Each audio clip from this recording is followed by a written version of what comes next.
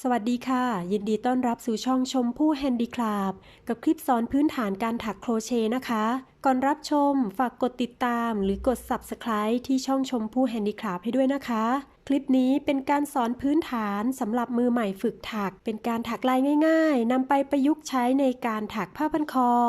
ผ้าห่มกระเป๋าหรือชิ้นงานอื่นๆได้นะคะวันนี้ใช้เชือกร่มในการสาธิตการถักแต่เพื่อนๆจะใช้ไหมพรมหรือใช้ไหมชนิดอื่นก็สามารถถักลายนี้ได้เช่นกันนะคะลักษณะชิ้นงานวันนี้จะเป็นแผ่นสี่เหลี่ยมเริ่มต้นให้เราถักโซ่ขึ้นมา24โซ่นะคะ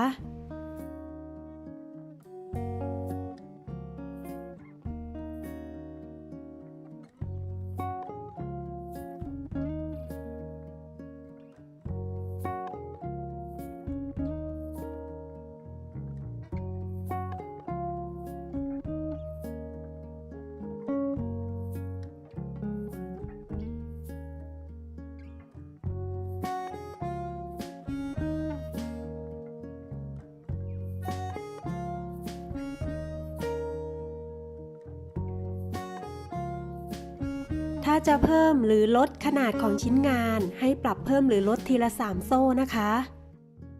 เมื่อถักโซ่ได้ครบ24โซ่แล้วให้จับที่โซ่สุดท้ายไว้แถวแรกให้ถักโซ่2โซ่ค่ะตรงนี้จะถัก3โซ่ก็ได้ความสูงจะเท่ากับ F แต่ถัก2โซ่จะทำให้ลายเรียงตัวชิดกันสวยกว่านะคะจากนั้นกลับมาถัก F หรือ Double Crochet หรือพอ1คอลงที่โซ่สุดท้ายที่เราจับไว้ค่ะ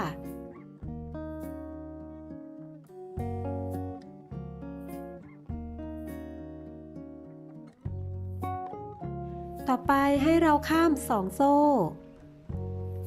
ไปถัก F หรือ Double Crochet ลงที่โซ่ที่3นะคะ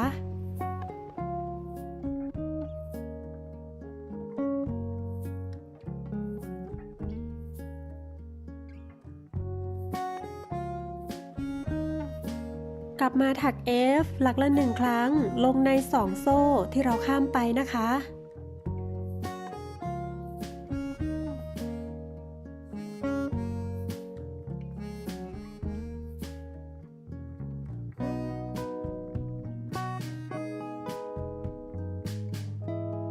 3โซ่ตรงนี้ถือเป็น1ช่วงลายนะคะ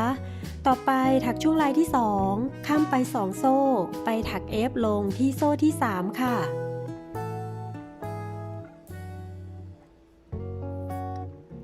กลับมาถัก F โซ่ละ1ครั้งลงใน2โซ่ที่เราข้ามไปนะคะ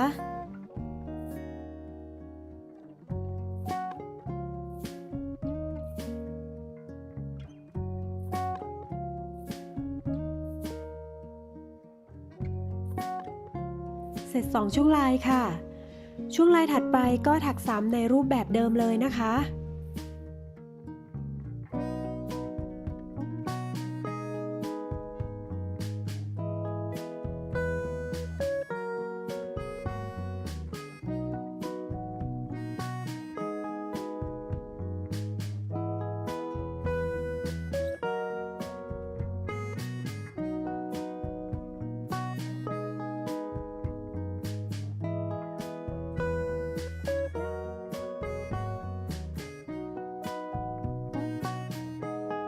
เมื่อถักมาจนใกล้จบแถวได้7ช่วงลายนะคะ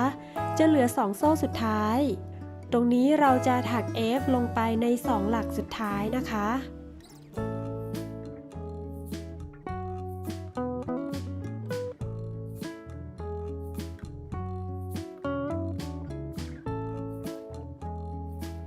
เสร็จแถวที่1แล้วค่ะแถวที่2จะเป็นการถักกลับให้ถักโซ่ขึ้นไป1ครั้ง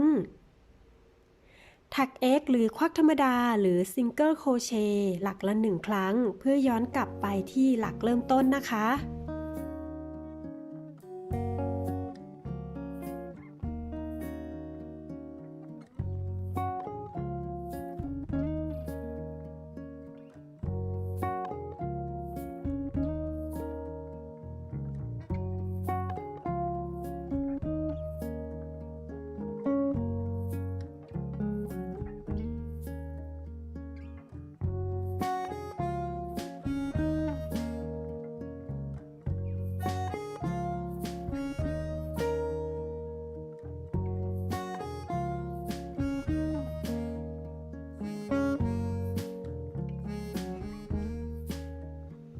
ถัก X หรือควักธรรมดามาจนสุดแถวแล้ว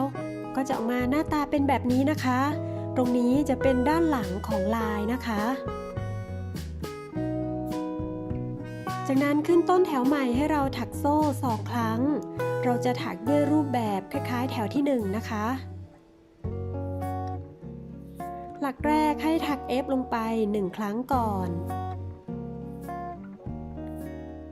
ต่อไปให้เราข้าม2หลักไปถัก F ลงที่หลักที่3ค่ะ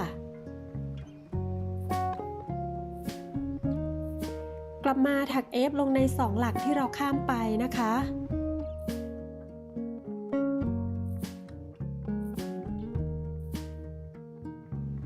ช่วงลายถัดไปข้าม2หลักไปถัก F ลงในหลักที่3กลับมาถัก F ลงใน2หลักที่เราข้ามไปค่ะ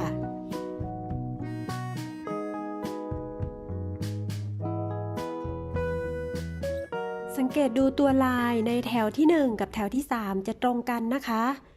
ถักแบบนี้ไปจนสุดแถวค่ะเมื่อถักไปจนสุดแถว2หลักสุดท้ายให้ถัก F ลงไปหลักละ1ครั้งเพื่อปิดแถวนะคะรูปแบบการถักแถวที่3กับแถวที่1จะเหมือนกันเลยนะคะต่อไปเป็นแถวของการถัก X ย้อนกลับถักโซ่1ครั้งและถัก X หรือควักธรรมดาไปจนสุดแถวเหมือนรูปแบบการถักในแถวที่2นะคะ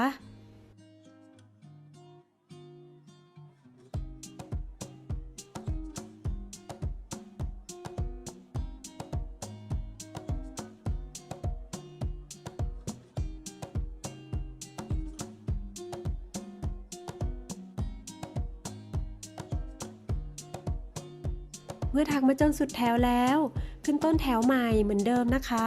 ให้ถักโซ่2ครั้งหลักแรกให้ถัก F หรือ Double Crochet 1ครั้งจากนั้นเริ่มต้นถักลายเหมือนแถวที่3เลยนะคะข้าม2หลักไปถัก F ลงที่หลักที่3กลับมาถัก F ลงใน2หลักที่เราข้ามไปค่ะ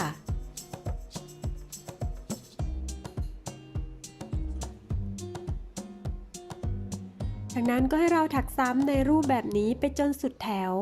และถักแถวต่อๆไปด้วยแพทเทิร์นที่คล้ายกันจนได้ขนาดของชิ้นงานตามที่เราต้องการเลยนะคะ